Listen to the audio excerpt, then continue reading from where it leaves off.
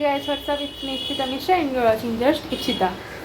আজকে সানডে আর আজকে সানডেটা আমি একটা নতুন ব্লগ নিয়ে এসেছি, যেটা এতদিন এর আগে এত বছরের জাস্ট ইকশিতা যে ইউটিউব চ্যানেল কখনো কোনো কিছু আপলোড হয়নি। সেটা হচ্ছে আজকে একটা স্পেশাল ফুড ব্লগ, যেটা হচ্ছে জিরা রাইস আর একটা স্পেশাল চিকেন রেসিপিটার নাম আমি সবার লাস্টে বলবো। সো চলো ভিডিওটা দেখা হচ্ছে।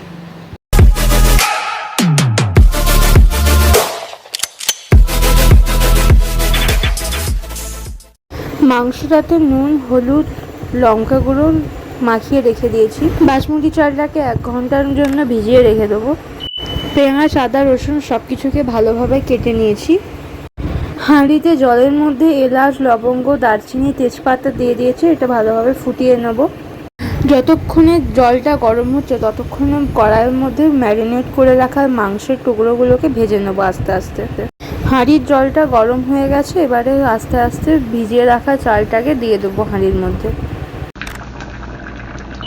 মাংসগুলোকে এবারে ভেজে এক জায়গায় তুলে রেখে দেবো। মাংসগুলো ভালোভাবে ভাজা হয়ে গেছে। এবারে পেঁয়াজ কুচোগুলোকে ভালোভাবে গোল্ডেন ব্রাউন করে ভেজে নেব। এবারে প্যানের মধ্যে একটু রিফাইন অয়েল দিয়ে দিয়েছি। এবারে তেলটা গরম হয়ে গেলে সিদ্ধ করা ভাতটাকে দিয়ে দেবো, ভালোভাবে নাড়িয়ে নিতে হবে। এবারে ঘি দিয়ে দিতে হবে ভালোভাবে। ঘিটাকে দিয়ে ভালোভাবে নাড়িয়ে নিতে হবে।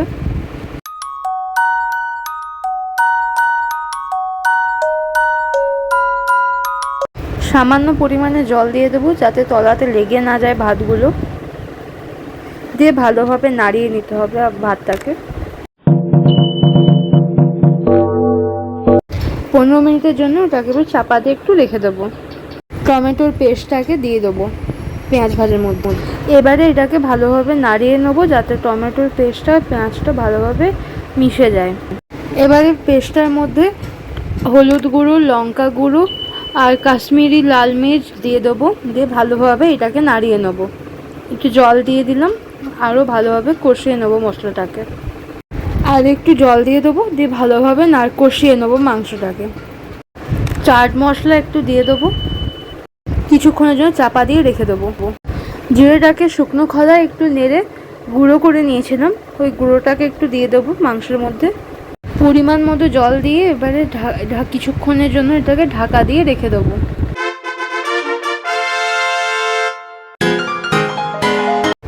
15 মিনিট পর ভাতের ঢাকাটা খুলে একবার দেখে নেবো সেদ্ধ হয়েছে কিনা ভাতটা। দিয়ে ভালোভাবে নাড়িয়ে নিয়ে চাপা দিয়ে গ্যাসকে অফ করে রেখে দেবো। আমাদের জিরা রাইস একদম রেডি।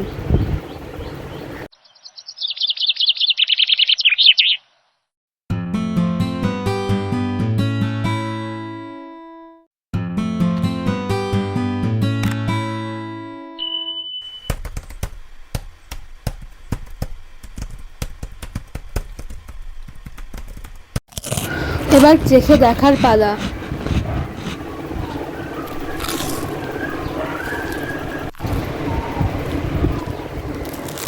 ডিলিশিয়াস। মাংসটা একটু খেয়ে দেখি।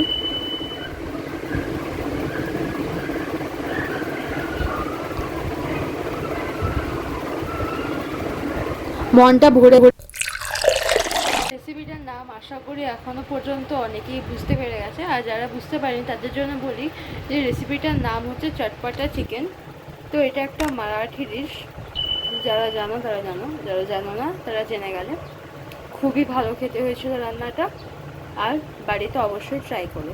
বাই, দেখা হচ্ছে পরের ভিডিওতে।